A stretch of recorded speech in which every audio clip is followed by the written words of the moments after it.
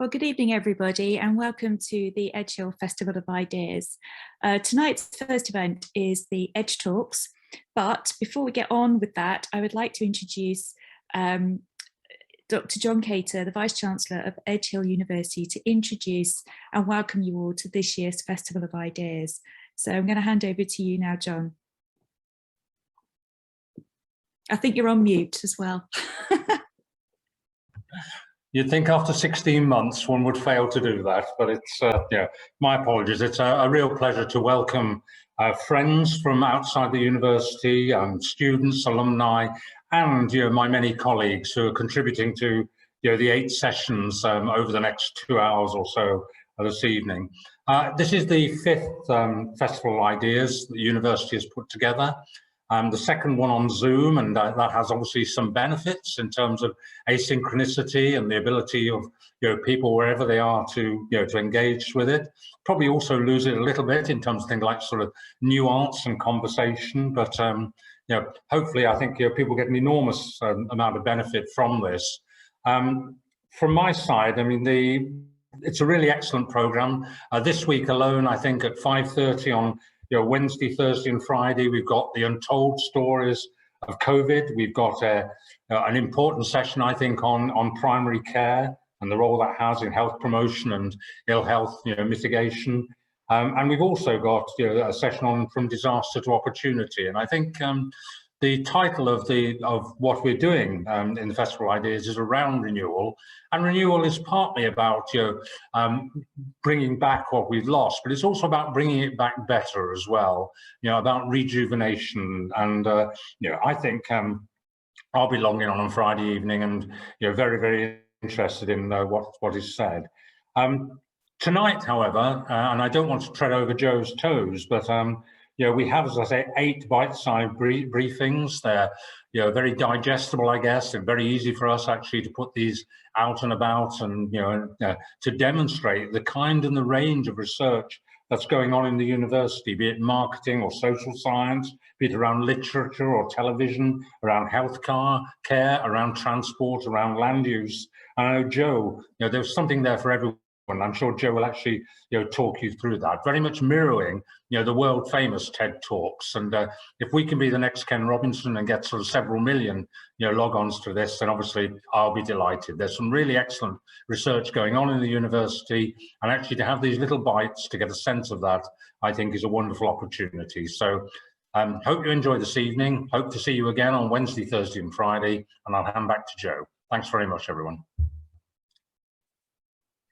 Thanks very much, John. You sound as excited about this as myself.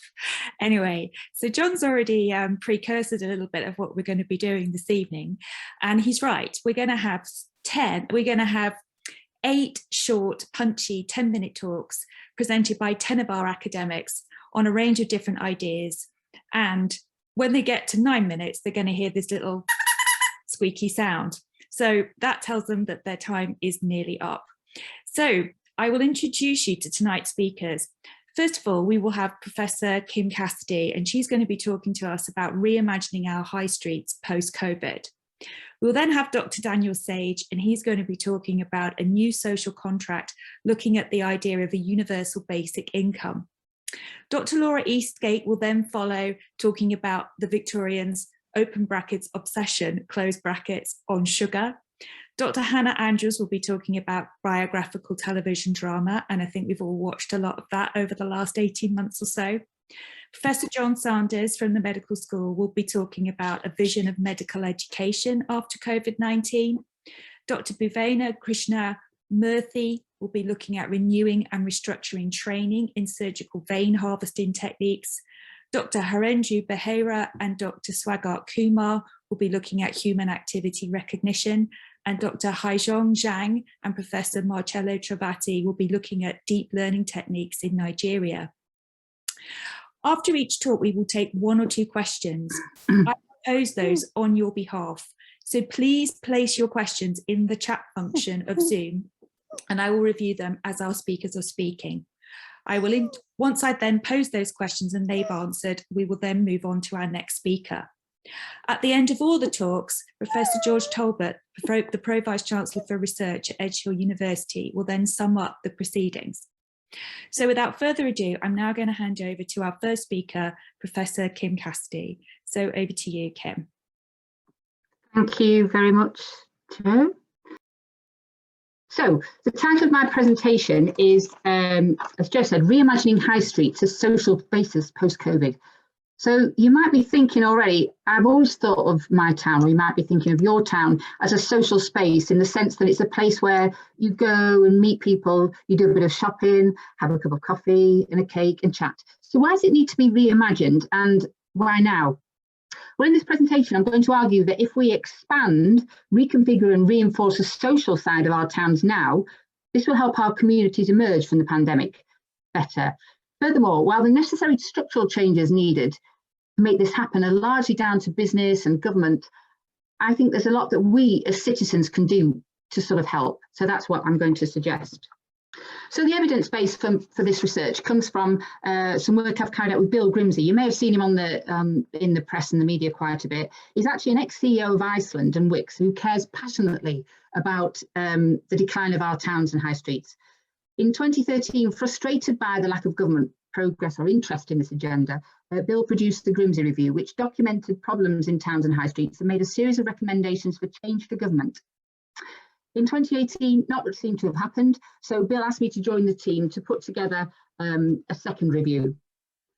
My role involved gathering and evaluating examples of best practice from towns throughout the UK. In 2020, we produced a COVID supplement, Build Back Better, to explore what has happened specifically during COVID. So what does the evidence say? Well, first of all, there's widespread agreement that towns and high streets play a vital economic and social role in society. According to government, they are the heartbeats of the places we call home and the heart of our communities. Unfortunately, however, before the pandemic, there was a crisis in the high streets before it even came along. The headline from the Independent 2019 points to the number of boarded up vacant units in many towns, with multiple retailers closing down on a regular basis, including well-known brands such as Mothercare, Debenhams, etc. From an economic perspective, online shopping has largely been responsible for this, with people buying more and more non-food items online and fewer people coming into towns to shop. In 2002, less than 2% of non-food shopping was done online, but in 2018, this was over 26%. Footfall into towns has fallen in roughly the same period by over 17%. So today, according to Centre for Retail Research, the situation, one crisis has compounded another. Last year was the worst for the high street in more than 25 years as the pandemic accelerated the move towards online shopping, with more than 180,000 jobs lost in retail alone. According to retail analysts Springboard, more UK high street stores are now boarded up than at any other time in the past 6 years, with more big names appearing, disappearing, Bon Marché, you'll know Arcadia, Peacocks, we all know those names. Even more of us have been shopping online. A recent survey by John Lewis of 2,000 shoppers found that during the pandemic, 2/3 of us have bought something online that we would normally have bought in shops. Not surprising. And even when non-essential shops were allowed to open in June 2020, footfall was still 51% lower than the same point in 2019.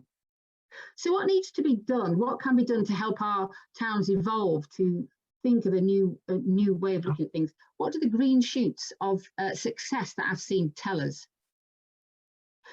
The way forward is to focus on social infrastructure rather than the physical infrastructure.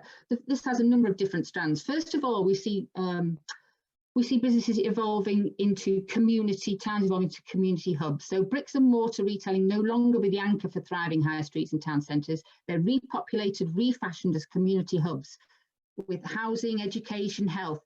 The picture on the top right of your screen is 65 Nailsea. This is a really good example. It brings the health agenda directly onto the high street. From the outside, it looks like a normal shop, but actually it's a digital learning centre designed to help those within the community with technology, to access technology to sort out health and wellbeing needs. So it's supported by a Nailsea Town Centre and run by volunteers, but people go to get help online with shopping, access medical information, make appointments, contact family and friends, online shopping. The other example is quite interesting. This is was developed by Assail Architecture, and in essence, it's a refurbishment of an old nightclub in the town, and they've made it into housing for growing elderly population. So the ground floor here is filled with shops and services that are curated by the residents themselves.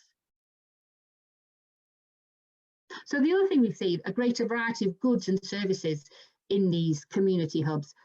So one of the trends on the left-hand side, you see how retailers are transitioning from selling physical goods to offering services, actually bring people in to participate and take part in the town. So this is a butchery, Master Butchery in Doncaster, called Doncasters in Southall, who have got butchers but set up mastery butchery classes and do very well. The second picture here is an example of the idea that more ethical and sustainable businesses are appearing in our high street. And this is an example of a book, Fashion Retold, which was Harrods curated, buying and merchandising directors created this. And all proceeds went to the NSPCC, but it was a sort of charity pop-up in the middle of the town. And the final one is DK UK Hairstyle and Art Gallery, where they replace mirrors for art because of the therapeutic benefits. I mean, we all know how important hairdressers are for our social well-being. I read a stat by L'Oreal actually that said that 68 of British adults who go and have their hair styled in our towns found that it supports their mental health and well-being. So really important for our social well-being. The other thing is more green space. So councils have recognised the importance of preserving green space in our town for health and well-being. And this is an example from a picture from a place called Renewal in Belgium, in Flanders. And here we have the one of the city squares that was transformed. The car park was transformed into a green space, and they have lots of arena venues and activities for the whole community within that space. Next, a stronger identity. So we find that what's happening, this is towns and places are collaborating around having a much stronger identity. So our towns are not any longer just clone the same shops, the same services. Things are coming in to create this identity. So again, Reimagining in the Netherlands wanted to be the finest open-air fresh food shopping city in Flanders. And here you have two pictures where they've created different streets. These two are lemon streets. They actually have carrot streets, which are quite interesting. And the final, probably one of the most significant, is this idea that of having more community involvement or more community ownership of things in our towns, where we see this is a pub in York, which was taken over by residents of the community, and they now run that pub. Another one I saw in the press actually recently was called the Fox Inn at Loxley. They had 200 people came from the community. They put £200 in. And they raised it because they recognised how important it was. And clearly governments have recognised this with Kruger and the new social government, with more community power and decisions on what is being done in local places to be taken by people as close to the ground as possible, ideally the people who actually live there. So the recognition that we as people in our communities have a lot to offer. And that's come out, there's a £150 million community ownership fund, which has recently been launched. And it enables us as members of the community to buy or assets that we think are particularly important. It might be important to our social fabric. So it's sports clubs, football grounds, pubs, again. So to sort of come to the end of this, what we are doing is enhancing the social infrastructure of our towns. The physical is fine, but we need to enhance those physical spaces in which regular interactions are facilitated between and within the diverse sections of the community, where meaningful relationships, new forms of trust and feelings of reciprocity, I never say that, are inculcated amongst local people. So it's about the social. And what's our role then? Just to conclude, well, I think our role, essentially, we can play a part. We have all got skills and expertise that we can contribute. For example, my expertise in marketing, I can contribute to my local community in some way. We can all shop local. We can support our local shops. Walking out in Bonneton, where I live, you can see immediately there's a sort of interest in local shops and supporting people to do better. And if you think that we haven't got the skills and expertise, I'm going to leave you to have a look at this little clip. It's called Fall in York. It's a film made by a group of young people who are passionate about the independent sector in York. And it's about a little story about how they fell in love, and it takes you all around the independence in York. I'll put that on the chat, but have a look. But it just shows the creativity and expertise that we've got we can use it to bring the social back into our towns. And that's me. Great, Kim, and also a great example of sticking to less than 10 minutes. Thank you very much. Right, well, I think we have a question, and that's about perhaps to what extent we could reinvigorate our high streets if we went back and lived in the city centre. To what extent do you think that would make a difference? I know if I think about Chester, there's lots of houses there's lots of shops that used to be houses that became shops. Yeah. What if we just make them houses again?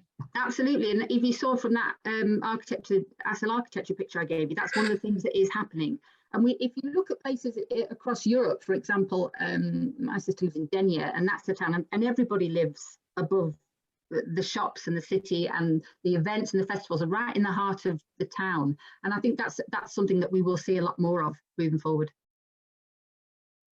That's great. Well, thanks very much, Kim. And you can sit back and relax now, as I'm now going to hand over to Dr. Daniel Sage, who's going to talk to us about universal basic income. So over to you, Daniel. Thanks to everyone who's here tonight. Shame we can't be together in person. I think we're used to those disappointments by now. I'm a senior lecturer in the Department of Social Sciences. I'm interested in the welfare state, in social security. And today I'm going to talk about basic income. And over the past decade, really, and certainly over the last 18 months of the pandemic, we've heard a lot about this idea of a universal basic income. And when I first started teaching about 7 years ago now, I used to teach classes on basic income, and none of the students had ever heard of it before. And now at Edge Hill, when I teach a class on basic income, this time to first year social science students, a significant majority of them have now heard of this idea and have got opinions on this idea. And I'm sure most of you have too. And it's been fascinating for me to see that debate and the interest, the discussion and the criticism of basic income evolve over the last 5 to 10 years. And it's gone from being a really quite obscure, a radical and often seen as a utopian idea to something that is now very much in the policy discussion around the world. And what I want to do in this short talk is just think about whether it is a good idea or not. So we'll start with the definition for those of you who might not know what basic income is. And I think this is the most easily understood definition of basic income from the Basic Income Earth Network. And it is: basic income is a periodic cash payment unconditionally delivered to all without means test or work requirement. And in that short sentence then, there's quite a lot going on and some really extremely important points about what basic income is. So first of all, it's a cash payment. So it's not a service, it's not a voucher.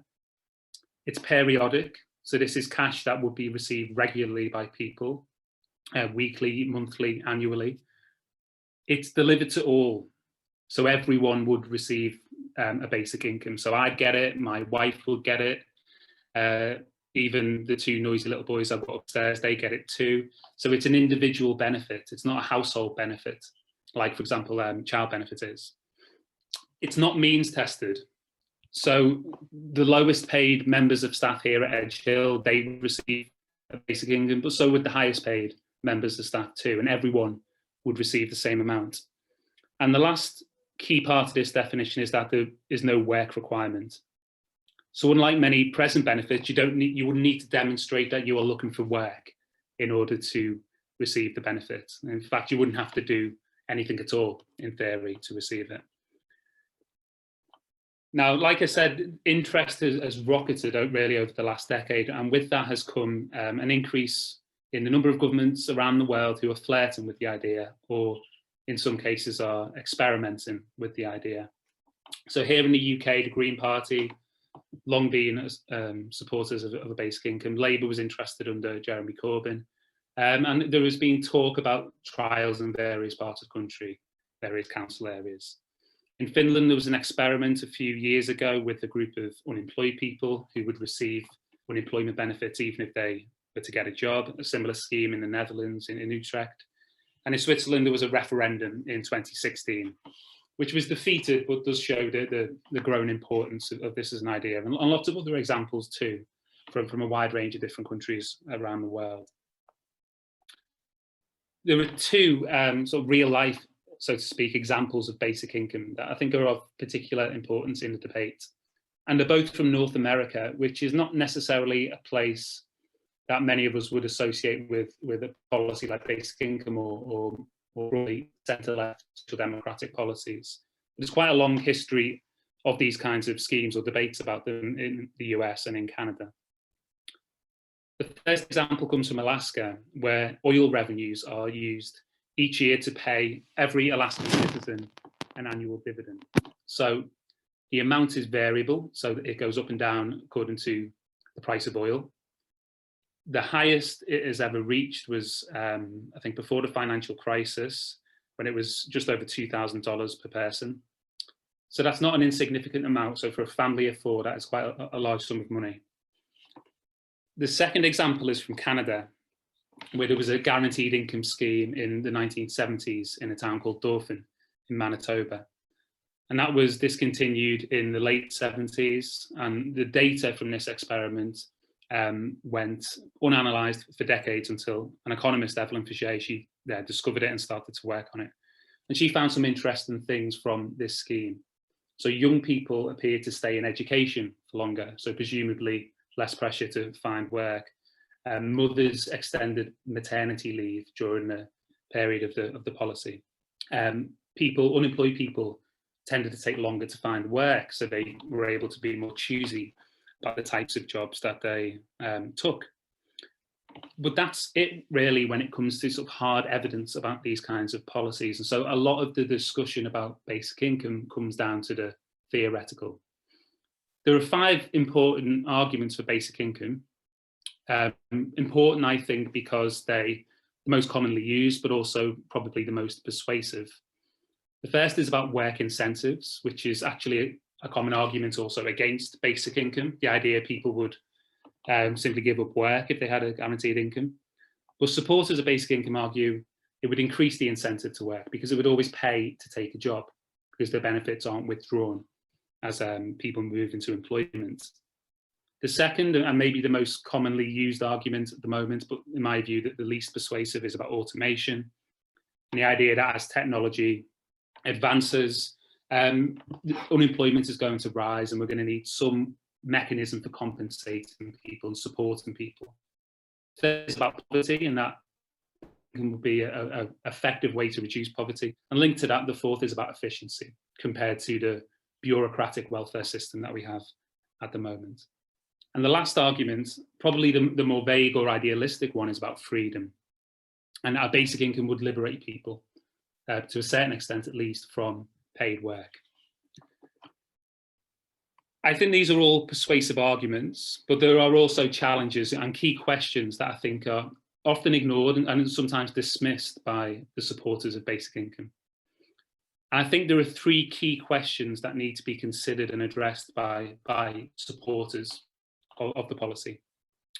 The first is, can basic income win public support?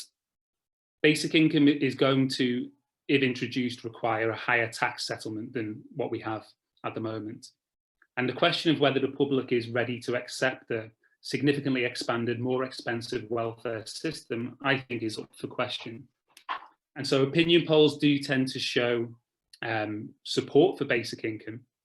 But once people are informed and made more aware of the consequences of this kind of policy, the tax consequences, that support is far more tentative. And I think perhaps more importantly, the reality is that at the moment, basic income is at odds with a lot of people's views and their social norms on welfare and how welfare should be distributed. And those norms are tied up with ideas around contribution, around need. And basic income, by its definition, by that definition we looked at the start, goes against those norms. It isn't based on contribution. It isn't based on need. And so basic income challenges those powerful social norms that exist around the distribution of welfare. The second question is, can basic income actually correct those problems that its supporters identify? Would it be effective? And here I think there is a case that basic income, or some variants of it, might not be nearly transformative enough in tackling those social problems. John Crotty, the Labour MP, he describes basic income as a defeatist proposal, because he says basic income, it doesn't seek to contest, it doesn't seek to correct, to abolish those inequalities and those problems that its supporters have identified. He argues it takes those inequalities, those problems as inevitable, and instead of trying to eradicate them, offers a small income, a form of compensation to the losers. And the third and final question is, what would the impact of a basic income be on existing social policies and future social policies? A basic income would leave less expenditure, and I think it would leave less public will to maintain and to expand existing social policies and to develop new ones. So this raises a real dilemma for basic income, I think, is what policies should be prioritised. So should we prioritise a basic income, or should we prioritise better funded childcare? Should we prioritise basic income, or should we prioritise reskilling training programmes for young people, for unemployed people, for universities, for schools? If this argument can be won for a stronger welfare system, for redistribution, for more social investment, then governments will not have the resources to provide both a basic income and a more generous, expanded welfare system. There will be a difficult choice there to be made. And in my view, there are more plausible, more credible, more evidence-backed social policies that exist as viable alternatives for this present moment, for all the problems that existed before COVID, before all the problems that have been exacerbated by it. And these aren't as elegant, they're not as seductive as basic income. But I think they offer more hope for winning public support for transforming societies. And I thought this before the pandemic, and I certainly think it now, is that it's not the time to put our trust in a simple solution for the most complex and difficult social and economic problems. Thank you. Thanks very much, Daniel. We have a question from Victoria. Yeah. Do you think that the public's idea about welfare have shifted at all during the pandemic? And maybe that might inform people's opinion of whether this is a good idea or not. Potentially. I think a key experience of the pandemic is that millions more people have come into contact with the welfare system. And for years before the pandemic, the proportion of the population who had had some contact or dealings with the welfare system was small. And I think that's one of the reasons that explains the hostile attitudes that are quite common in the UK towards the benefit system. Of course, the experience of the pandemic is that so many more people have now had to use the welfare system. And so perhaps there is going to be, or one consequence of that, is that people's attitudes towards the welfare state will change and will transform as a result of that experience. I think it's probably too early to tell. And I think a thing about the pandemic as well, and the prime social policy response, which was the furlough scheme, is that the furlough scheme is quite different, very different to what a basic income would look like. It is based on contributions in a way, because it's assessed on and related to a person's income. So the more you earn, the more you would get. It was only available to people in particular kinds of work, in employment rather than self-employment. So that is very different to a traditional basic income style scheme. And so I think perhaps views on welfare will change, but not necessarily in favour of this kind of universal social policy like basic income, given that the furlough scheme, which is judged by many to be a big success, was based on the idea of contribution and earnings. Thanks very much. I have 100 questions, but we'll have to take those outside of this. Okay. It's a fascinating topic. Thank you. Thank you very much, Dan. And again, You're thank you welcome. very much for sticking to the time. We're now going to move on to Dr. Laura Eastlake, whose name I mangled at the beginning of this, so I apologise. That's all right. She's going to talk to us about Victorian sugar. Over to you.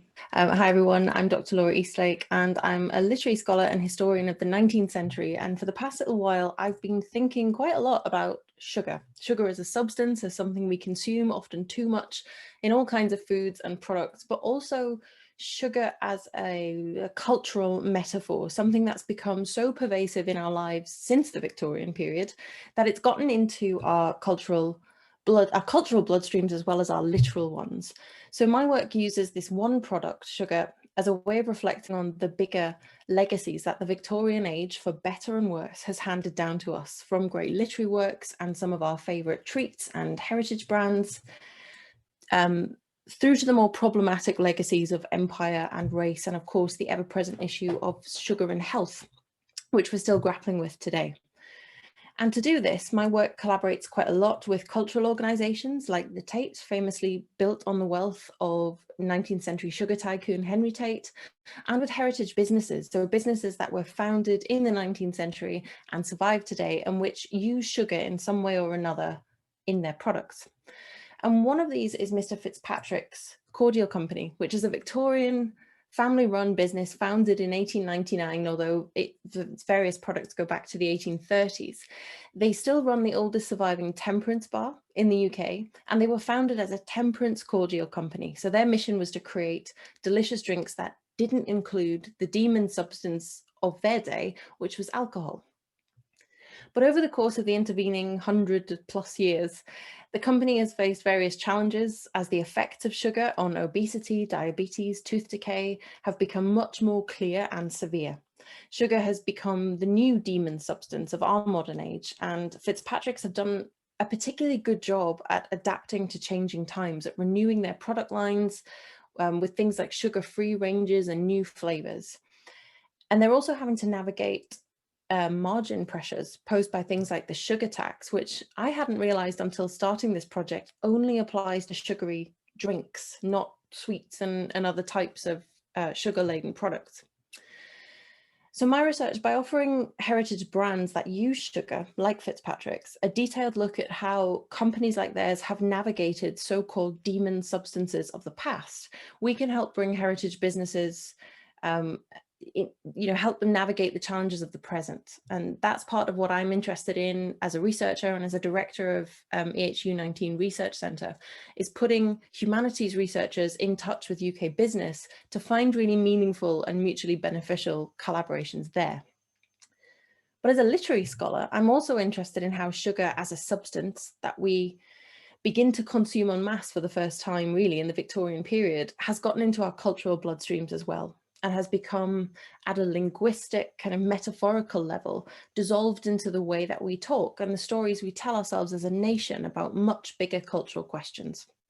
So I thought I'd show you just one example of the kind of thing I'm talking about tonight. In this example, hopefully you'll see how changing ideas about what it meant to be British and what it meant to be manly or masculine in the 19th century get talked about partly through relationships with sugar.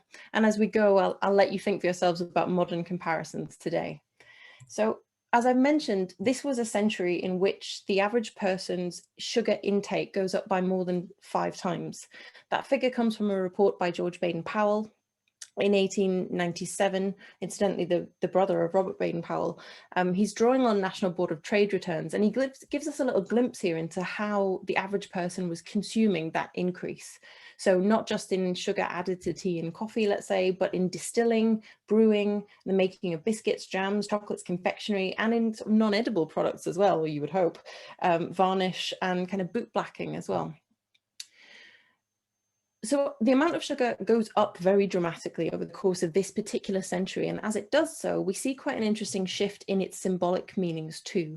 For much of the early part of the 19th century, the idea of indulging in sweet treats like lollipops, sneaking an extra lump of sugar in your tea, or that like the proverbial kind of spoonful of sugar for taking a medicine, is an idea that's associated with children and also with femininity in the domestic sphere. It's compounded by the kind of colourful, dainty, decorative nature of sweets like these. Think French fancies or some of these cakes that you see quite often in Victorian recipe books. So the flip side of this association then is that sugar comes to imply an idea of indulgence or a lack of so-called manly restraint on the part of an adult male consumer. It becomes culturally available for use as a kind of shorthand, and often a rather misogynistic or xenophobic shorthand, to signal someone who is somehow unmanly or un-British. And perhaps the best example of this comes from a novel which, although it's much less read nowadays, was a storming bestseller and publishing phenomenon in its own day, and that's Wilkie Collins's The Woman in White from 1860. Now, the villain in this novel is an Italian count, Count Fosco, who, as you can see from the illustration here, is a very obese guy and very outwardly jovial, and he's constantly written as eating bonbons and cakes and fruit tarts with cream, and he doesn't drink those supposedly masculine drinks of the day like brandy, but instead he drinks eau sucrée, sugar water. And the other characters in the novel are really dismissive of this particular habit of his, in ways that hint at xenophobia towards Fosco as a European, as an Italian. So his good friend Percival Glyde says in the novel, "Sugar and water for a man your age? There, mix your sickly mess. You foreigners are all alike." So you can see Glyde here is zoning in on those two meanings that we discussed, that sugar for him signifies foreignness, Fosco's foreignness, but also his childishness somehow. No man of Fosco's age should be indulging in sugar. Now, Fosco gleefully admits to these charges. He says, "A taste for sweets is the innocent taste of women and children. I love to share it with him." But of course, what we learn over the course of the novel is that he's doing this in a very calculated way. He's harnessing the national and gendered prejudices of the other characters in order to make himself seem unthreatening so he can go about his nefarious schemes unsuspected. So Fosco's quite a deliberately exaggerated example of what I'm talking about, but he does show us how, for Victorian readers, a person's relationship with sugar could indicate their national or masculine, or in this case, unmasculine credentials. In fact, even as late as 1893, we get articles like this one, where the author harks back to those long-standing cultural assumptions that an Englishman who confesses to a partiality for sweets is generally looked upon as a duffer. Fondness for sweets is allowable in children, but for a grown man to like them is held to show that there is something amiss with him. So definitely the echoes of those ideas are still in place. However, by this time, by the 1890s, 30 years after The Woman in White, there is a new player on the national and cultural scene, which is completely changing ideas about masculinity and sweet eating, and that's America. So the author here goes on to say, things are not so in America. Everyone, man, woman, and child eats sweets, and it would never enter into a grown Yankee's head to pretend to despise them. I love that idea that rejecting sweets as a man has always been somehow a form of pretense.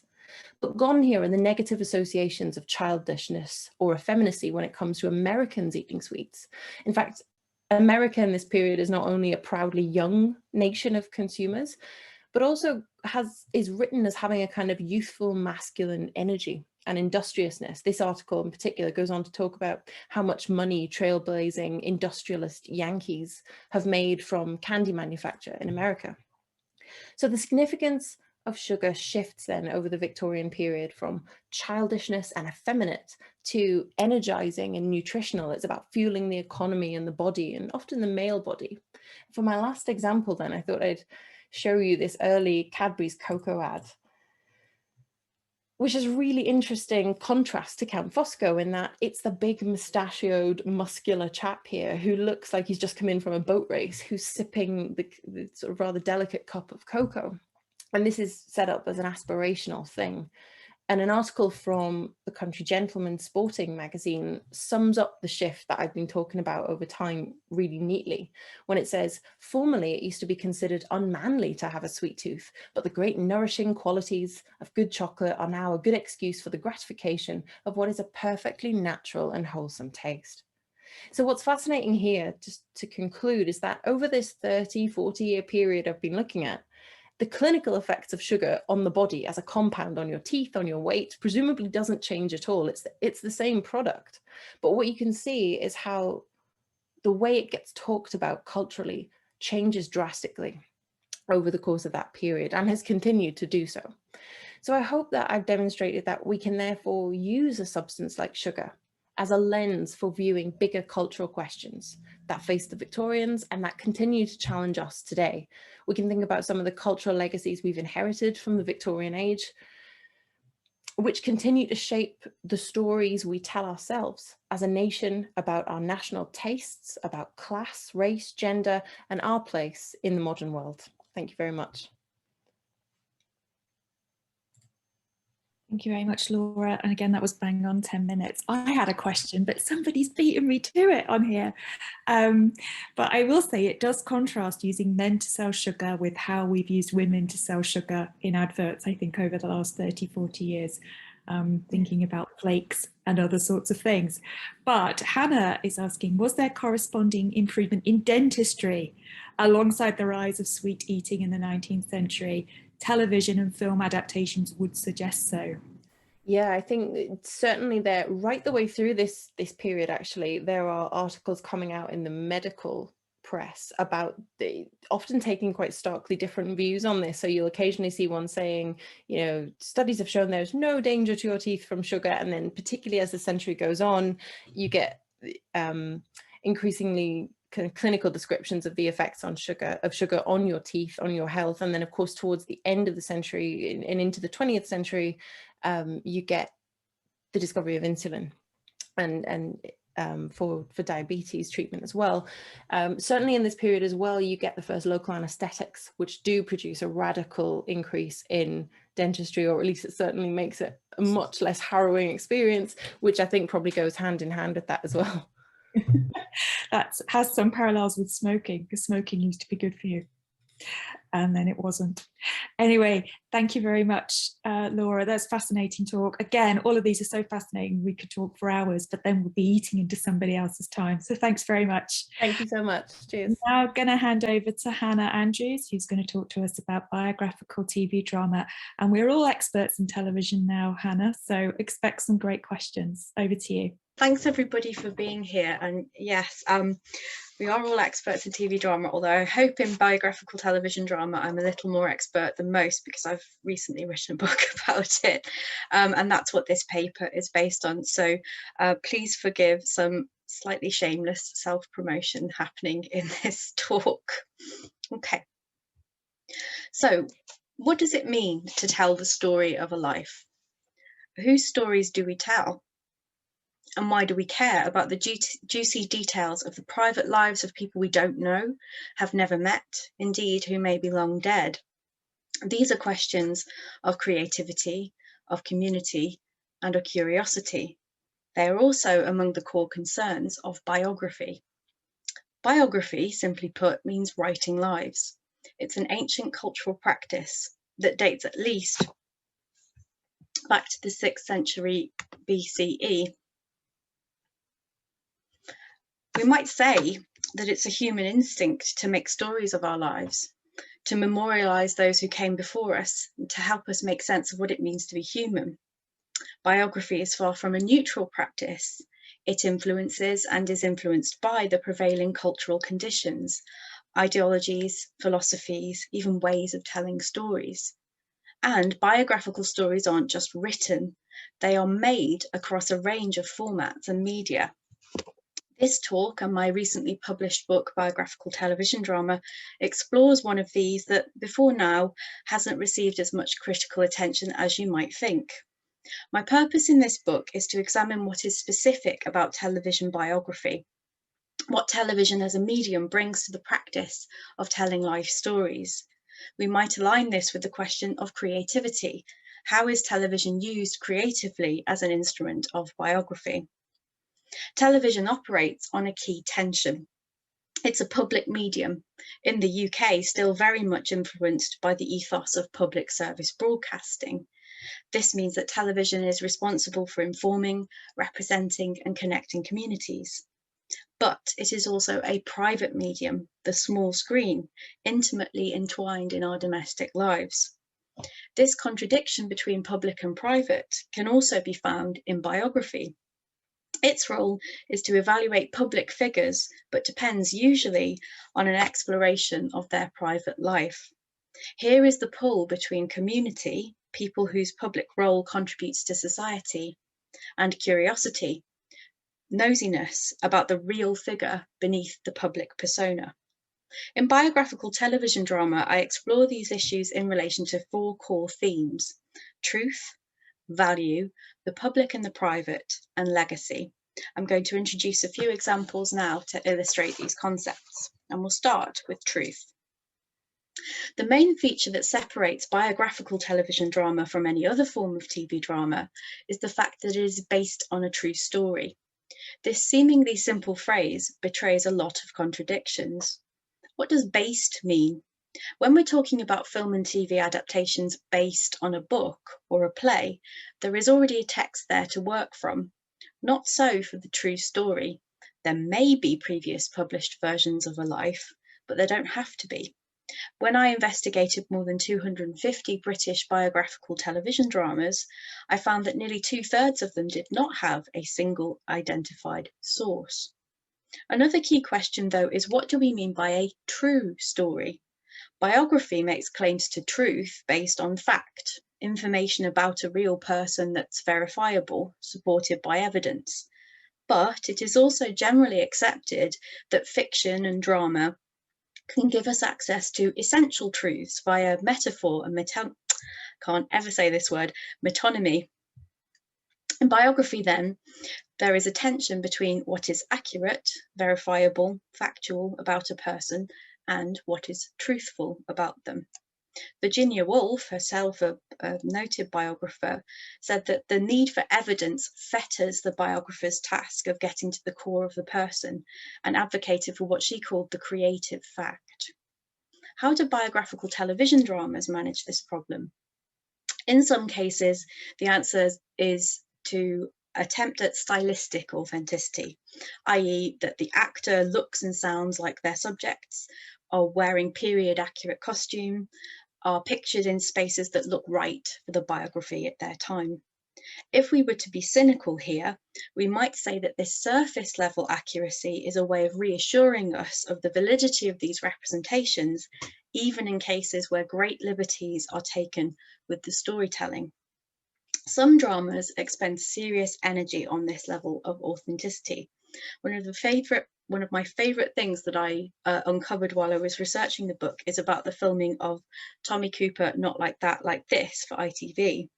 The production team were given permission to film in Tommy Cooper's family home, and while they were there, the props team found props that were used by Cooper in his act, in his magical illusions in the attic.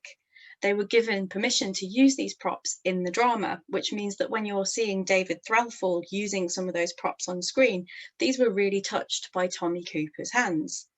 Of course, there's a delicious irony to the fact that these genuine props were objects like fake bottles that were used in his magic tricks. This, for me, is a very neat metaphor for the illusion of reality that period accuracy will bestow on a television drama. So far, then, we've seen that truth is an aesthetic matter for biographical drama, underpinning the storytelling and style of these programs, but it is also, and importantly, an ethical value.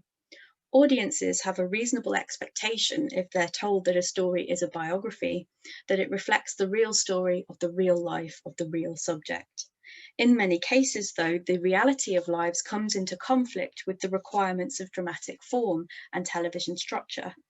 Lives are often inconvenient subject matter. Things don't happen in the right order. People don't act in ways that fiction has taught us is plausible. The truth is stranger than fiction. When this occurs, there's a handy tool, creative license, that can prevent legal headaches, if not critical censure. Creative license, though, can sit uneasily with the ethos of public service broadcasters, especially the BBC, whose status and reputation depends on public trust. This is especially visible in cases where biographical dramas have been perceived to breach this delicate moral code. The best example of this is the 2009 BBC4 television film The Curse of Steptoe, It dramatised the relationship between Wilfrid Brambell and Harry H. Corbett, who played Steptoe and Son in the popular sitcom from the 1960s and 1970s. This drama presents this as a tense working relationship, particularly for Corbett, who finds himself typecast and his career stalled as a result of his success in the show. Corbett's living family were not pleased with this drama. In particular, they objected to a representation of his relationship with his second wife, which the drama implies began as a fling that only became serious because of an unplanned pregnancy. They saw the film as an assault on her reputation and launched a campaign against it. The journey through the BBC's complaints procedure resulted in cuts to the drama when it was reshown. Eventually the DVD was withdrawn, and it's unlikely now that The Curse of Steptoe will ever be able to view again through legitimate means. The Curse of Steptoe drummed up a lot of unwelcome bad publicity for the BBC, whose reputation for fairness and accuracy was tarnished as a result. And eventually this resulted in a change in institutional policy that put much stricter rules in place for biographical dramas in the future. Producers were now encouraged to portray people in the public eye and focus on depicting only their public activities. This means in practice that biographical dramas are more tolerable for the BBC if they're replications of the publicly constructed and sanctioned persona of the subject, rather than explorations of their private self. The problem with this is that contemporary biography's cultural role is to explore the impact of the private individual on their public life and vice versa. This is expressed everywhere in biographical media, books, films, TV, and so on, both explicitly and implicitly. For example, if we look at the title sequence for Gentleman Jack, a series about the 19th century entrepreneur and lesbian pioneer Anne Lister, we can see a visualization of the process of creating a public persona. She is literally getting dressed for her public life, while the private writings of Anne's diary, on which the series is based, are superimposed on screen. This sequence and the series itself explores the fusion of public and private, their inseparability, and paradoxically, their distinction. These arguments about the public-private dichotomy in the biographical television drama speak to the important role that the form can play in constructing public versions of the subject. Biographical dramas draw on, but also influence, the popular memory of public people.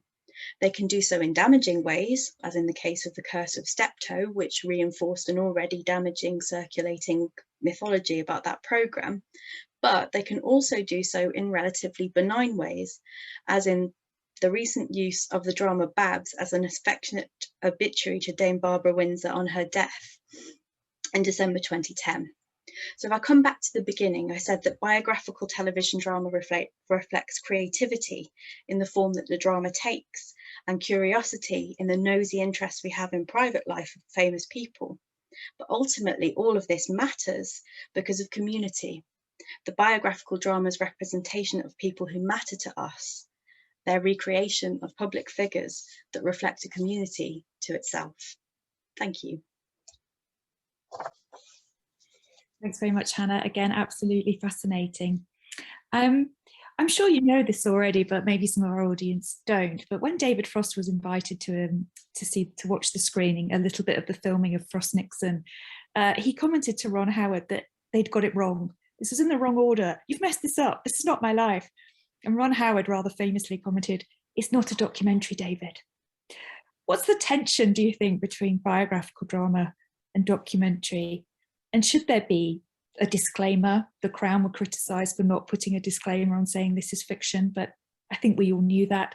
So what do you think about this dichotomy between drama and fiction? It's interesting you should ask, Jo. The last chapter of biographical television drama is actually devoted to non-fiction versions of biography on television, and ultimately I had to conclude that the kinds of media literacy that you need to understand that a biographical drama is not a completely accurate reflection of everything that happened in the life of a biography should also be applied to apparently documentary treatments. People often have a kind of reverence for documentary, as though it's impossible for documentary to do anything other than speak the truth. But of course, a documentary is a compilation, it's edited, it's gathered, it goes through the same sort of editorial processes that fiction does. Not exactly the same, not precisely the same, but you know, there is still a level of construction to documentary that we need to recognize. And indeed, there's a strong strain of documentary theory that talks about this that I draw on in the book. So it is worth bearing in mind the value of drama for getting at the truth in a different way to the way in which documentary or mainstream biography gets at the truth of a person. Yeah, that's really interesting. I hadn't thought of that until you said it, but you're right. Even a documentary is constructed in that sense. Anyway, thank you very much, Hannah. Absolutely fascinating. So we're going to switch gears now, and we're going to move on to Professor John Sandars, who's going to talk to us about the future of medical education after COVID. And as he's talking or throughout this evening, please put any comments, feedback or comments that you have either in the chat or on the Padlet. We've just put the Padlet link back in the chat, and all your questions for John in the chat as well. Over to you, John. Okay, thank you very much, Jo, and it's been a fascinating evening so far. I'm not sure I can really come up with something quite as fascinating. I mean, this is about the vision of medical education after the COVID-19 pandemic. And all I can say is that my basis for the talk is based on my own thoughts, discussions with colleagues, both in the UK and internationally, and increasingly, the research that's being performed, both nationally and also internationally, and some of the work that I've been involved with working with colleagues in both Iran and other countries in the Middle East, and also in Latin America, particularly Brazil. So I'm trying to give an overall synthesis rather than just my own views. So, the future of medical education obviously is difficult to predict, but we know that the future depends very much on what has happened in the present time, and really we've got the last year to be thinking about this. And if we look back, as we all know, the global impact of COVID-19 was massive. It was unexpected, it was sudden, it was a major disruption. And medical education was no exception. It disrupted society, disrupted everything, and we're all fully aware of that. And medical education was no exception to this. And it's had a massive impact on all phases of medical education: undergraduate, junior doctor training, and also continuing professional development. But a particularly major impact has been on medical schools, especially clinical training. So, despite this massive disruption, it's been a challenge, and medical schools particularly have had to respond to this crisis. And the main focus initially was about maintaining current teaching, and they moved to technology, just like we have at Edge Hill University and Edge Hill University Medical School. There's been an increasing amount of what has already been performed in the past: online interactive teaching. Medical schools throughout the world tend not to have chalk and talk. Most medical schools in the world have very, very interactive teaching, such as problem-based learning, case-based learning, team-based learning. So there's a lot of work where people are working in small groups. And this has been transferred to online interactive teaching. And a real challenge for particularly medical education has been the challenge of moving on examinations, both basic sciences and the clinical aspects, to online. And I think an important aspect which has really begun to be highlighted is the loneliness of the long distance learner, I call it. It's a lonely existence learning, despite the interaction like we're doing now on a computer can really be quite soul destroying. So medical schools have also started to be innovative. And one of the great things that I've noticed, and we've noticed increasingly in the wider global community of medical educators, and certainly there's an increasing amount of research, is that as the pandemic has had this ongoing, continuing impact, many medical schools have done no face-to-face teaching as such for over the last year, for really over the last year, that there's been a large amount of innovation. For example, clinical skills training, some of the medical schools have developed recipe boxes, and essentially what students get or advised to buy are, as its name says, just like you get a recipe box for food, for learning clinical skills, you have an orange, you buy an orange, so you can actually practice giving an injection to an orange. One of the areas of getting used to doing catheterization is using a banana. That's not meant to be crude. It seems to be works quite effectively to demonstrate giving catheterization.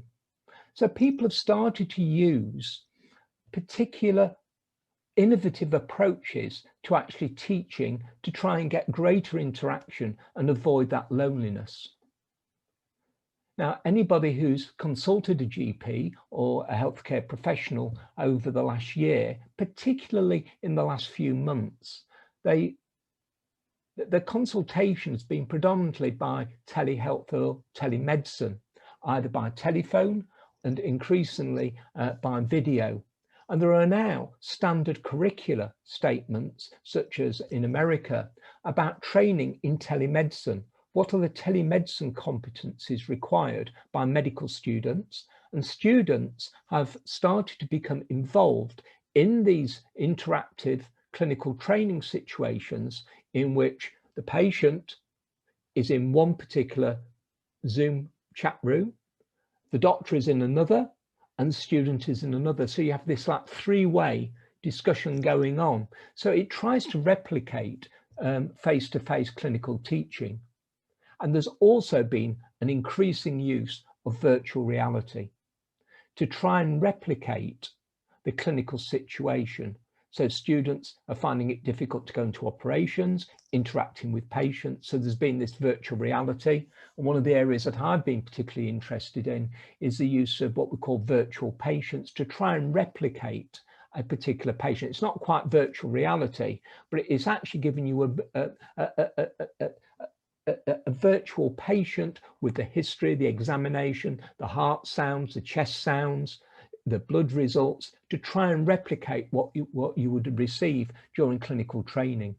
And one fantastic aspect that I've noticed over the last year is sharing of these innovations across medical schools, both nationally and internationally. And that didn't really happen. Each medical school tended to be its own clear institution, but there's a massive amount of sharing of best practice between global medical schools. And what's also happened across the world has been the tremendous role of medical students. Although the medical students haven't been able to necessarily have the clinical experience, they've actually taken part in COVID testing and in vaccinations. And this, although they haven't been quite as involved in the UK, in many countries, particularly low and middle income countries, students have played a major health role in the community, allowing established doctors to work in real clinical situations to take the pressure off them. And an important aspect is that providing the healthcare has been a really important learning opportunity, and students have been able to reflect on this. So, what's the vision of medical education? Well, undoubtedly, as innovations start to develop and become embedded into normal practice over time, there's a type of sociological theory of change called normalization process theory. And basically things become business as usual over time. And I think what we're beginning to see is that many medical schools are now realizing the advantages of using technology and virtual reality. And I can see that over the next few years, there will be increasing amounts of interactive online and virtual reality. But also there's going to be a large amount of telehealth and telemedicine training as well. But there's going to be a couple of major urgent actions that are required for medical education. Many medical students who are qualifying now really need to catch up their clinical training. Now, I've been working with some colleagues in Brazil, and it showed that compared with their national examinations before COVID, compared with now, there's actually been a decrease in their overall scores, indicating that students may not have the level of knowledge required for clinical practice. And this is going to have to rapidly increase. And this is a real challenge, because in the UK, once a medical student qualifies, they have 2 years of quite intensive supervised practice. But in many countries of the world, particularly in low and middle income countries, there are difficulties, unfortunately, because junior doctors are not heavily supervised. At the end of medical school, you have to be fit to practice. And currently, people are looking at how they can begin to improve the training of junior doctors to give them the necessary knowledge and skills, not just competence, but also the junior doctor's confidence in managing these illnesses. Now, I've talked about the increasing use of technology, but actually this has created quite marked inequalities between, for want of a better term, the global north and the global south. And I think some of these difficulties are going to have to be urgently addressed. We've already looked at this related to COVID vaccination, differences and inequalities. And I think if we want to see ourselves as part of a global community of doctors of the future and medical educators, we're going to have to look at seriously how we can begin to address some of these changes which have really been brought to the forefront during the present, but these are likely to continue in the future without adequate support, probably financial. And the other aspect, and I think this is really important, is that medical education needs to remain flexible and responsive in the future, so actually it can have future-proof innovation. I think it's been phenomenal to see how medical schools throughout the world have tried to adapt to the particular challenges of the situations within their own context. And it would be a shame if this does not continue in the future. So overall, I think the present has highlighted difficulties and challenges for the future. But I also think that just like the Chinese have this summation figure for crisis, although there is a danger, there has actually been opportunities. And I think there have been opportunities for medical education, not just at the present, but also in the future, particularly about innovation and particularly about sharing across medical schools, both globally and nationally. So thank you very much. I hope that you found this interesting, and I've finished now. Thank you. Thank you very much, John. I wondered if you had to take one thing with you from this experience as a positive thing and something that you would continue to incorporate into your own teaching practice and pedagogy, what would it be from the last year and a bit? I think for me, and I've written about it, is what I call rapid scholarship. We all want to do research, but actually I think there needs to be a particular methods in which we can perform rapid research and evaluations, which can then be rapidly disseminated to our colleagues. And I think one of the difficulties for all academics is this long pipeline to sharing information to other colleagues if you want to get it into journals.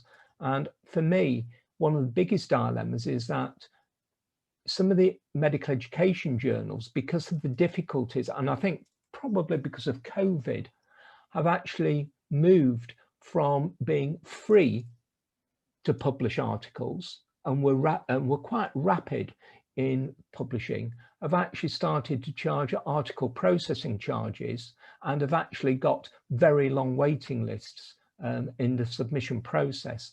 And I think we need to be seriously thinking of a way of disseminating rapid research. So it's about rapidly performing it, rapidly disseminating it, so that it can rapidly inform both an individual's practice, but also the practice of others. And I think for me, it's about this rapid scholarship model. And for me, I think that's absolutely essential. Well, thanks very much, John. Fascinating as always. And we're going to continue now with the health theme with Dr. Bhuvaneswari Krishnamoorthy, and she's going to talk to us about vein harvesting. So over to you. You are definitely the expert on this. Thanks very much, John. Good evening, everyone. Thank you so much for giving this opportunity. I'm Bhuvana, as Joe said, that I'm a senior lecturer, work at Eastlake University, and also NHR postdoctoral fellow. So what I'm going to talk about is about the renewing and restructuring the training in surgical vein harvesting technique. It is about the CRUST trial. The CRUST trial is about the cluster randomized endoscopic structured training program. Just I want to, a little bit of warning. I just want to tell anyone, if you have any problem seeing images of surgery or blood, please turn away for next 2 slides. Thank you. So first thing what I'm going to talk about is I'm just labeled my slides as A, B, C, and D. The first slide I'm going to talk about is A, is a coronary artery bypass surgery. So what is coronary artery bypass surgery? When the patient gets a heart attack, we say them as a chest pain.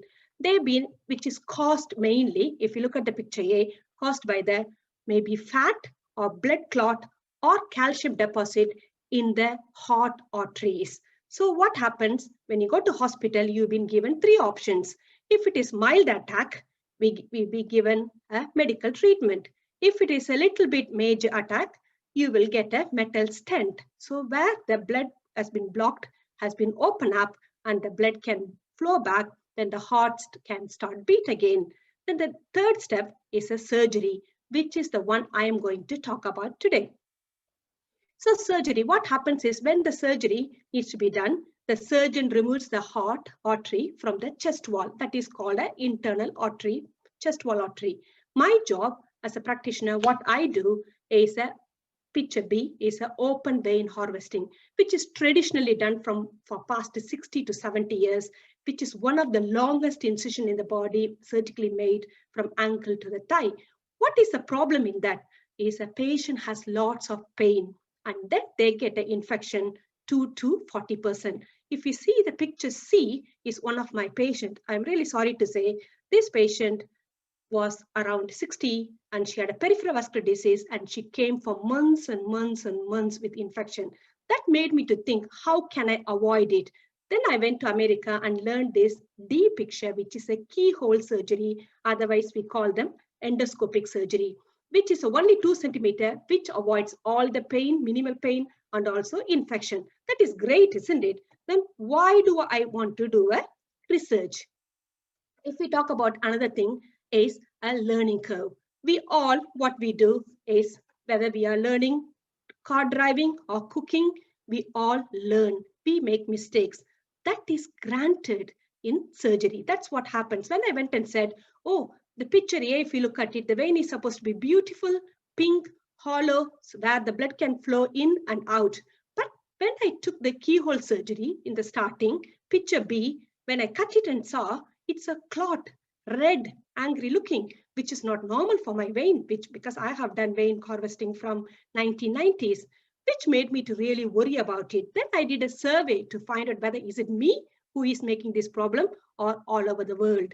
When I did a survey, that came up, everybody is going through this problem. Then if we move to picture C, please, then I did a PhD work.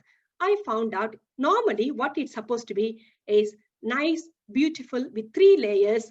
If you look at the picture down, 3 layers, muscle layer, smooth layer where the blood can flow. When the person damages the vein while they are doing it, learning curve period, it can get torn and the muscle layer moves in. That closes the artery or the vein. There will be no blood flow. So a little bit of background about my research. So why it's happening? What is the reason it's happening? When I looked at it, there are 3 types of techniques and people are really struggling how to do it, when to do it, and what to do it. The current training program, somebody can be expert, can do it in 10 cases, somebody can 100 cases. The medium is 50 cases to be a perfect or experienced. So that patients who get damaged within that 50 patients are my worry. And sometimes now I can close my eyes and take within 10 minutes or 15 minutes the surgery. But now when I was learning, it can take 2 hours, 2 hours to 3 hours, causes the problem. When I looked at it, what are the problems in the current training program? There is no theory has been taught. You've been C1 in the afternoon, ready to go. Go on, Bhuvana, just to start doing it, you will be better. That is the main problem. Then limited endoscopic surgery is the other problem, and then hand-eye coordination, because everybody is not 10-year-old, 20-year-old with the games who played very well. So various skill set was another problem. So what I did, I devised when I'm doing a PhD, I just thought, how can we improve it? I put 3 steps. It's called Manchester Endoscopic Learning Tool. Step 1, provide and teach them the knowledge. Why this is happening, why it's important, what problem can happen if we damage it. They need to pass that to 80%. The step 2 is a practical training, is a simulation model. That's what we need to be doing it before we touch the patient. Then the step 3 is the introduction. That means they will be introduced to do 1 length, 2 length, 3 lengths, then difficult patients like obesity, female, and other patients. So research question, what I made a research question, are there any differences in the histological level damage? If there is a histological level damage, is that impacts the patient clinical outcomes? And there are any differences. What happens is when I'm learning it, I want to be show off, or I do not want to show my stress. That is one of the things, because if I showed my stress, what happens? The surgeon will say, no, you don't want to do it. I will give it to somebody else because you are stressed. So we all hide, including the surgeons, they hide when they are stressed during difficult operations. Are there any patient-reported outcomes like quality of life difference matters and also patient satisfaction? So my aim of the study is to assess whether the improved EVH training structured training program will give a beautiful, good quality vein or not, compared to the current training program. So methods, it's going to be multi-center cluster randomized trial, and I'm going to allocate the hospital randomized to 1:1, not the patient or the practitioner. This is mainly to avoid any contamination between 2 training programs by the company trainer or by me. So I'm going to recruit as a pilot. So 6 UK hospitals, 2 trainees from each hospital, 6 trainees will be a standard training by company, 6 training will be a structured training program. The patients, what we are going to do is going to recruit the patient after we have trained them. When they are on their own, then only we are going to recruit the patient. Total of 240 patients. We are going to follow them up from the surgery until 1 year on different time periods. So primary outcome is going to be histological level damage and also the trainee anxiety level. And then secondary outcomes is going to be learning outcomes, whether how we are doing it using the goals is one of the best scoring system, and also clinical outcomes, mainly clinical outcomes, whether the patient is having a chest pain back again, whether they can able to do any work, whether they have a repeat surgery or anything else. And at 6 months, we are going to CT angiogram all the patients, including that, as I said, patient reported outcomes, going to be patient satisfaction, quality of life, and cost effectiveness. Why I'm doing everything together? I always, when I took any research paper, I like to see everything together. That means you have a histology, whether that has any impact on clinical, that has any impact on cost effectiveness model. In conclusion, what I want to find, whether the structured training program will improve the trainee confidence and also give a better quality vein, whether can we able to standardize worldwide this keyholes training program, and also develop with the international expert of e-learn online platform. That is one of my main goal. Potentially, I think if we can, ace this in cardiothoracic surgery, we can able to enroll and roll out to other surgical procedures. Thank you. Thank you so much, Bhuvana. The only medical expertise I have is from watching 20 years of medical dramas like ER and Grey's Anatomy. So I'm going to ask you a question that is not technical, but I wondered to what extent. Oh, actually, no, Sally. Sally is all right. She's jumping in. So right, she saved me from asking you a non-medical question. She's asking, why are you only following up for 1 year? Yes, of course, I'm going to follow these patients to 5 years in my ethics application, but mainly I'm looking at 1 year because this postdoc is only for 3 years. So when we look at it, the patient time period, we need a 1 year from the date of surgery to 1 year, we will be looking at it. But in real life scenario, the IRS will be for 5 years, we'll be looking at this patient for a long-term outcome. And what would you expect to find by doing that, by looking longer term? So that means what we will be looking at it is whether the patients are going to come back within a surgery, within this 5 years time, whether the vein graft, the hollow tube is getting blocked. Usually this hollow tube will get blocked within 15 years normally. But if we damage it, there is a high chance. From my PhD project, what I found, it immediately blocks it. Within 3 months, it blocks it, or within a year. That's what I'm looking at them 1 year, but still I want to look at them for 5 years as well. Do you have a health tip for us to make sure this doesn't happen? The structured training program, that's what I'm trying to do it everywhere. So it's a structured, if we train properly, we get better. It doesn't matter what tools you give, even the rusted tools, you can make it perfect if you do it properly. That's what my argument is. Hopefully, it will be proven good. Thank you very much, Bhuvena. And also you managed to do your talk and the questions all within 10 minutes. Fantastic. Thank you so much for giving.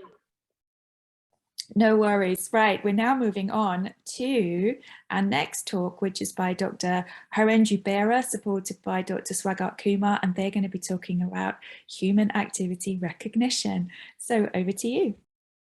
Okay, good evening, everybody. Thank you very much for giving this opportunity.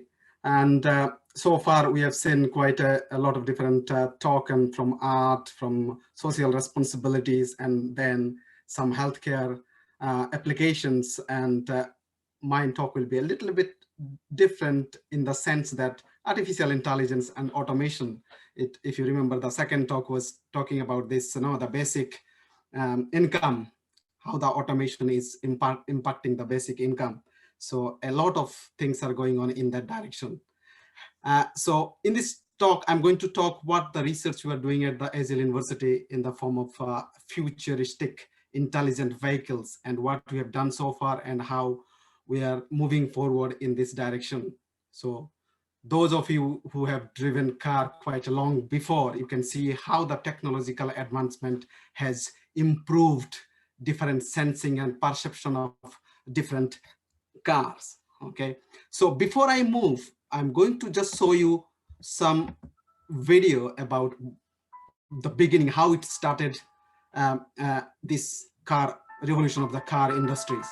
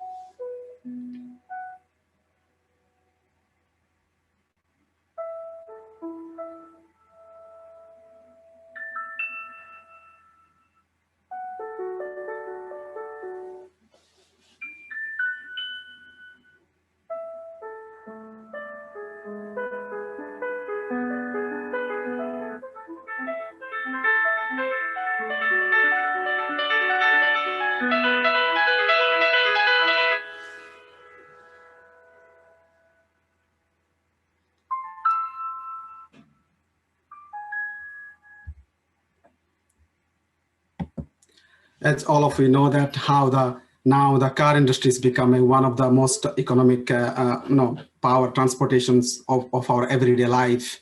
Where we go, we use vehicles to transport and like now our everyday life. Now next I'm going to talk about a little bit of autonomous vehicles. The idea is not new. If you look into the 15th century, Leonardo da Vinci sketched programs programmable car, which is kind of a futuristic autonomous vehicle. And then towards the end of 2005, all this Stanford autonomous vehicle won the DARPA Grand Challenge. DARPA is the US defense sponsored research projects.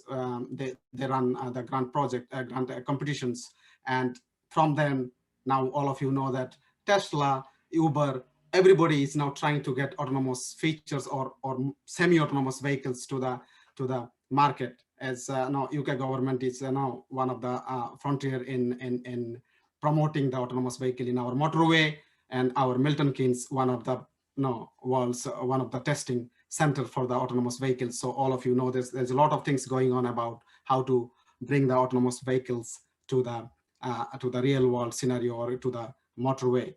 Okay.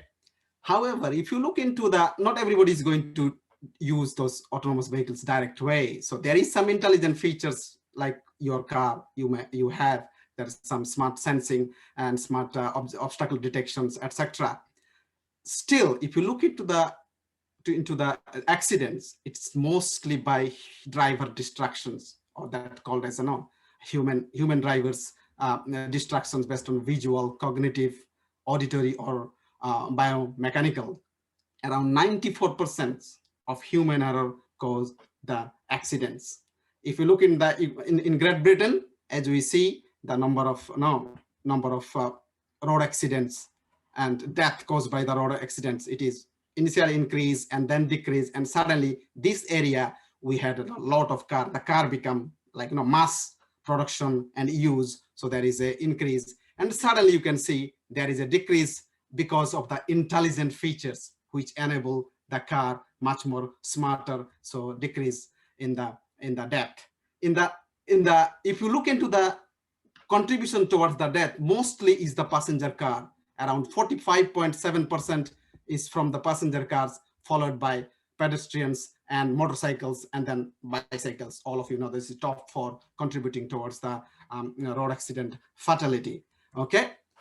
Then what is this advanced driver assistance system? It's basically a combination of smart sensors with artificial intelligence that is signaling or sensing your vehicle surroundings. For example, your car, some of you car might have the traffic sign recognition automatically say the miles per hour, the road speed limit. And then we have some parking sensors. You have a lane temperature. You have adaptive cruise control. So all these are smart sensors. So all these sensors are either radar based or camera or ultrasonic. And these sensors are sensing the environment and giving the signal to the cars, which is called as an AI model, and that decides what to do and what not to do. Okay, this is very good because everything is outside, the perception of the environment perception. What about inside? And how? Because most of the accidents we have seen due to the driver's errors. Okay, so how we can develop a smarter system that not only focus on outside, but also focus on inside. Okay, and these intelligent smart sensors has improved or what you can say reduces number of deaths. You can see that graph at the futuristic. They're predicting that number of road accident will be much more lower as we progress, as these sensors become more advanced. Okay, so therefore, our research is focusing on translating the driver's vision into a vehicle vision. So it is basically the driver and the vehicles, all intelligent systems and driver intelligence all work together, and not only looking into the outside perception, but also looking into the inside of the driver's activity, who is the major cause for the accidents we have seen. Okay, in a futuristic car, you will be, when you have a driverless car, for example, in the motorway, when you come out from the motorway, the vehicle will ask you to take over the control because it may not take the decision, intelligent decision. And also moving toward futuristic vehicles, the vehicle will be self-learning. It will learn by itself. It will do things differently than what it is doing currently. So these are the future vision we are looking into it. As a researchers, what we are focusing is developing AI for the data-driven approach, because the AI needs a lot of example. It learns from the example and then it recognizes things, and then correspondingly that technology will be used for the for the autonomous system. For example, here we do a lot of research on driver's activity recognition, what the driver is doing, whether driver is paying attention to the roads or not. And based on that one, the vehicle will take the smart decision. So in our case, we translate into this driver or human vision, what you see in the image, and then analyze those images and to understand what kind of action in the scene, which is driven by human object interaction as well as human body pose. Our body pose, when we do different action, different positions of our hand, our wrist, and then the object we hold tells us what action we are doing and what kind of action we do it.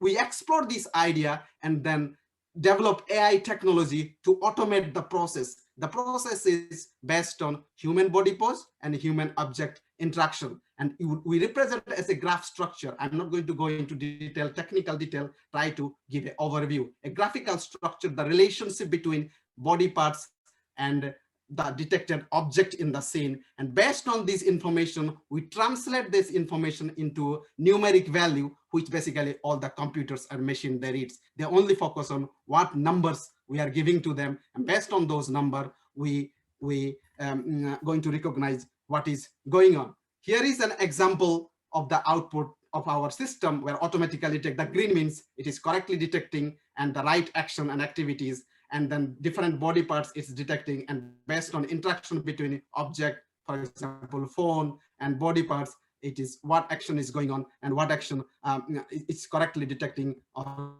not. This particular research we have been doing nearly 3 years in Azil University, and it is externally funded by British Council and UKIRI, as well as internally some part of the work is funded by RIF and the Student Opportunity Funding.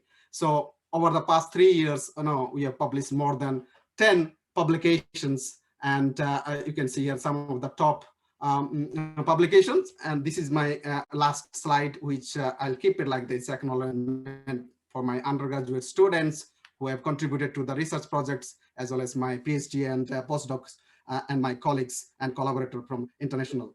Thank you very much for your kind attention. I'm happy to take any questions. Thank you very much. Some of those videos of people not paying attention while they're driving are really scary. So I have a question. Would you take a driverless car tomorrow? No. That was easy. Would you take a driverless car ever? I think people like driving. I like driving. But I like the interaction. I'm not sure if you were just sitting there would feel the same. So it is, to answer your question, it is a different perspective when you look into how this driverless car is going around. So if you look into the future, that the car will be most like a community space. Everybody going to share a car because of given the climate and things like that. That's number one. And number two, it is going to be much more a personalized device, you can say, like your mobile phone now. It will be personalized to individual preferences, what you like, what music, what kind of environment. And then going to the driverless, it is going to be very difficult to convince people, maybe next generation, when they get used to slowly the new technology or tech savvy. When you are young, you are much more confident to use those technical aspects of the car. And once you used to it, you will be comfortable. But as we used to manual already, it's going to be very difficult for sudden switch to completely driverless because we don't trust that one. So therefore, it is very gradual. I wouldn't say it is sudden, very gradual. And importantly, technology is not yet ripened. I think once we tried in our motorway, still for the urban area, it's going to be very difficult as the technology is still struggling to to drive properly, to be honest. Okay, thank you very much. I think most of us have only seen driverless cars in films where they make them look really cool, but maybe not in our lifetime. Anyway, thank you very much. And we're now going to move on to our final talk this evening. It's going to be by Dr. Huaizhong Zhang and his colleague Marcello Trovati, and they're going to be talking about deep learning techniques in Nigeria. So over to the pair of you. Thank you very much. So first of all, I'd like to thank you for the opportunity. And unfortunately, my presentation won't have any nice video or particularly artistic picture. By the way, I come from the same department as Ardhendu, but hopefully you will find it equally interesting.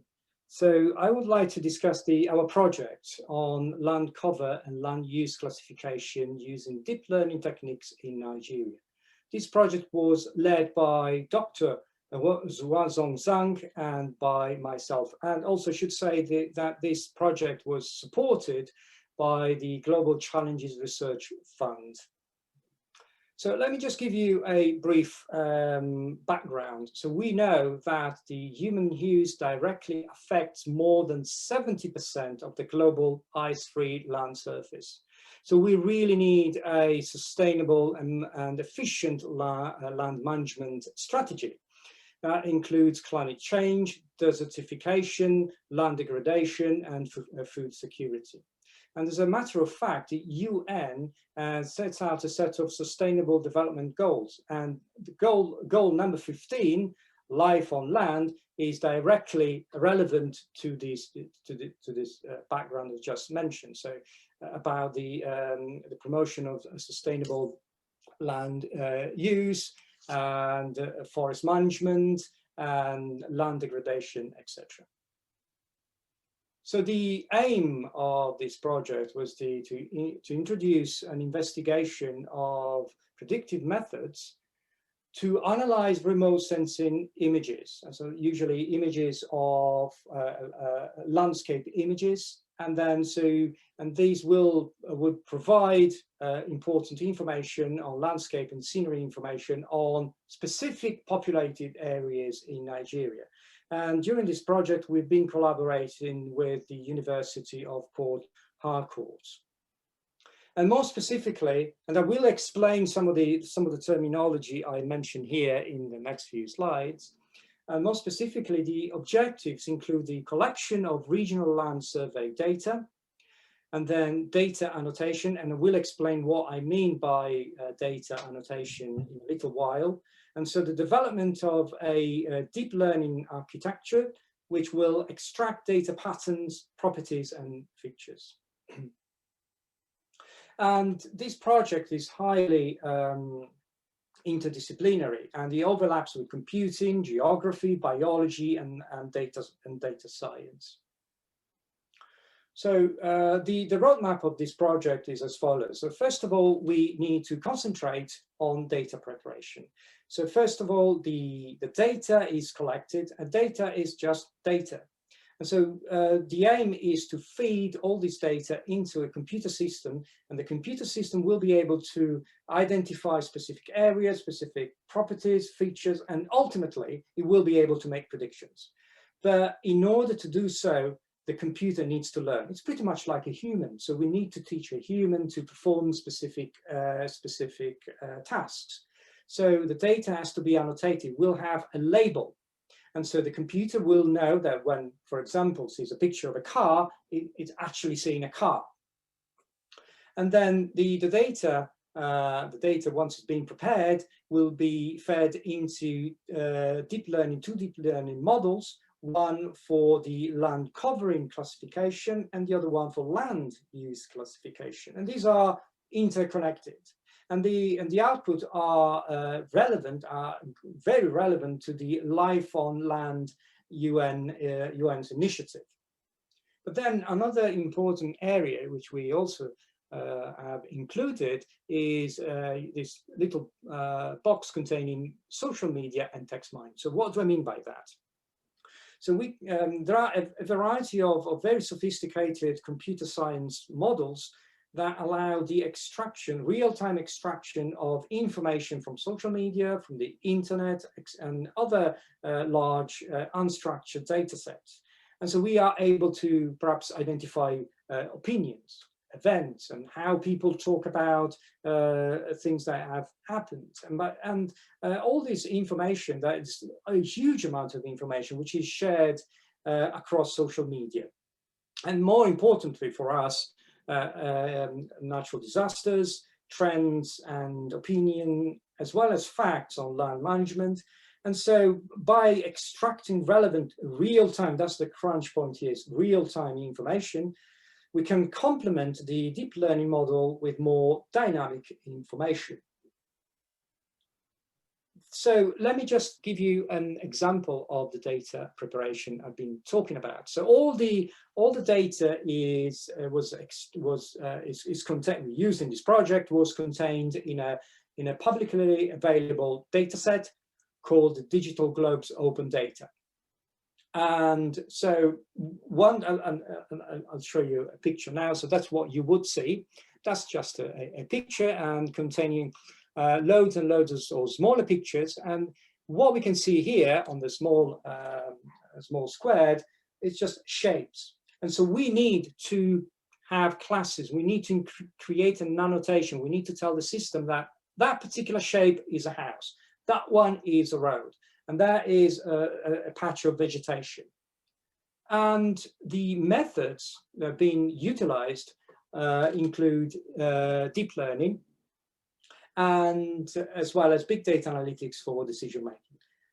Deep learning is basically artificial neural networks, and artificial neural networks are very similar in a way to natural neural networks. So in other words, they're trying to mimic the brain.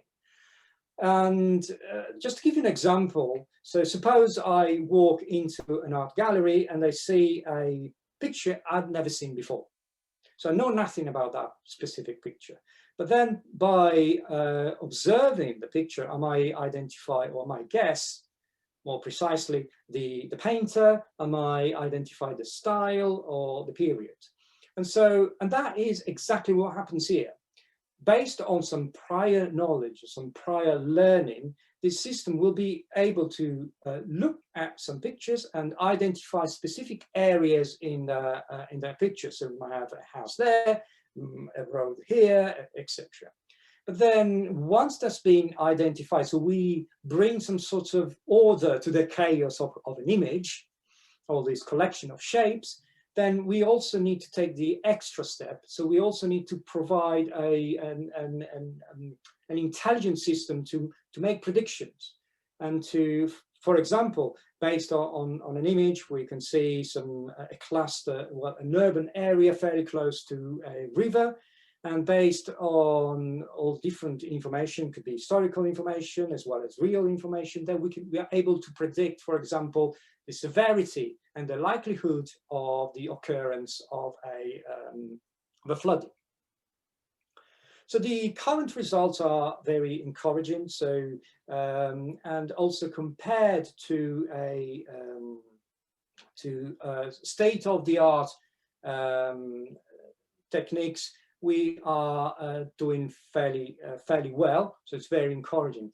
However, we've just started. So we need more data validation, and we also want to improve the data validation. So we want to include more data modalities, different survey regions. I mentioned social media and internet, but there are also other areas we can incorporate in terms of the type of data we could consider.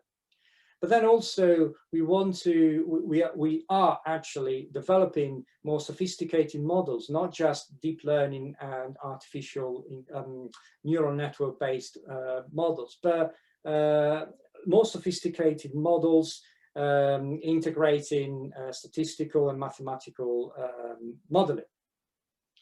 And then all these will also be the focus of different applications, and including plant phenotyping, smart cities, and healthcare, because all these techniques are can be adapted to a variety of tasks a variety of areas based on specific data.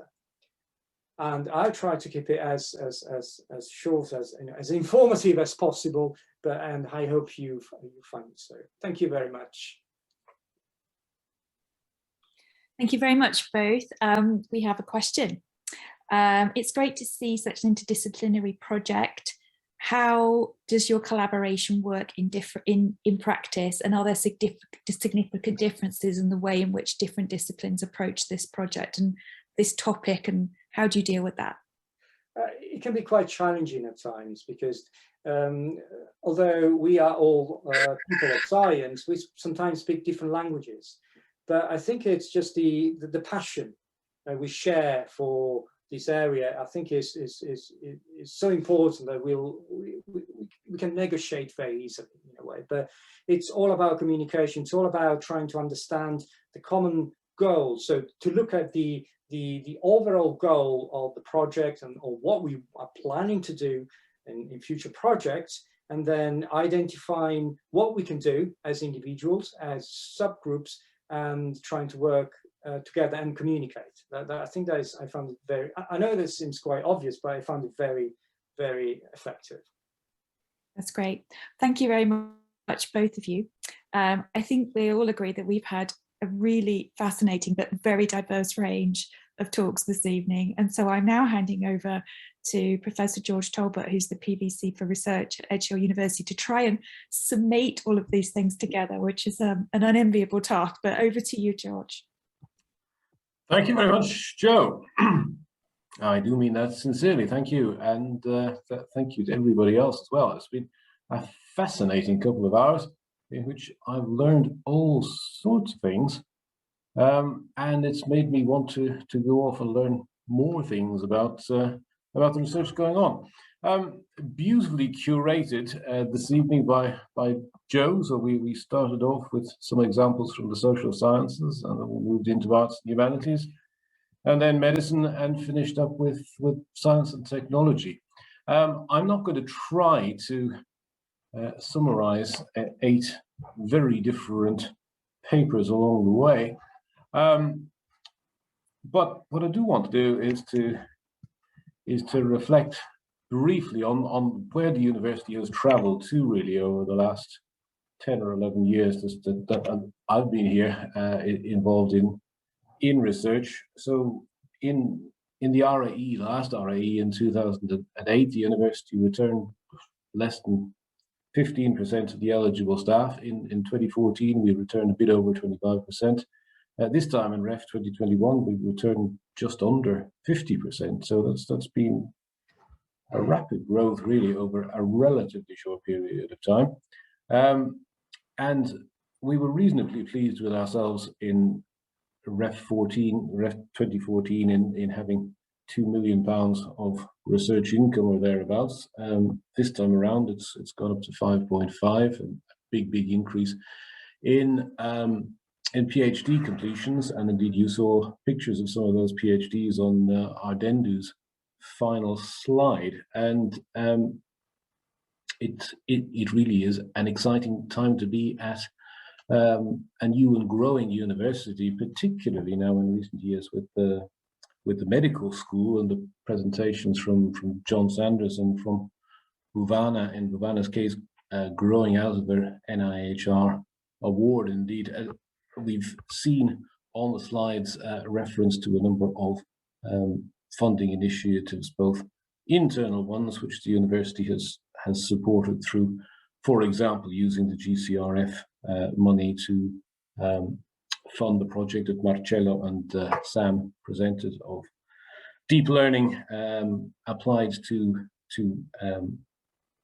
the landscape in Nigeria. Or funds such as the British Council, which funded Ardhendu's work on automated vehicles.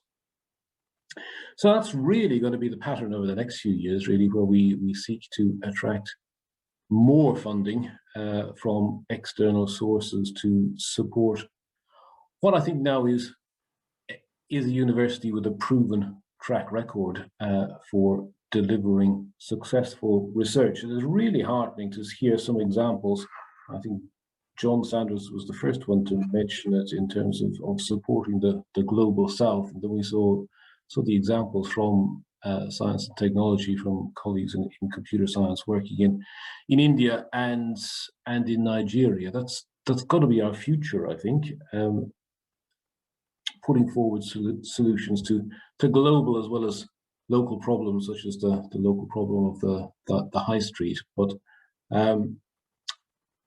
working towards those UN sustainable goals, which have been mentioned a couple of times.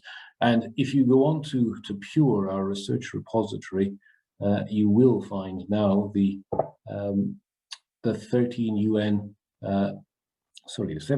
UN sustainable goals appearing and attaching themselves to some of the research that we've seen this evening and some of the other research as well, which again is part of our story in presenting to the wider world the quality of the research which goes on at Edge Hill University. And a plan for the next decade obviously has to move from around 50% of the eligible staff contributing to this to getting it up to at least 75%, if not getting to 100% over the next decade, which would have to be the goal, I think. So we've had our first evening of the Festival of Ideas, and we've got off to a terrific start, I think, and congratulations to everybody involved.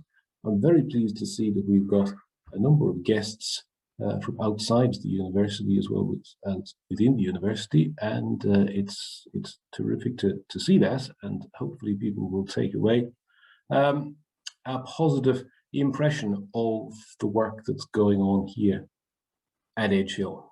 And if you tune in again on Wednesday, Thursday and Friday of this week, there are further installments from this year's Festival of Ideas, which I'm sure Joe will tell you a little bit more about in drawing this evening to a close. So once again, I would like to thank all of the speakers and to everybody involved in the research in the background, and to congratulate you all on a stimulating evening. Back to you, Joe.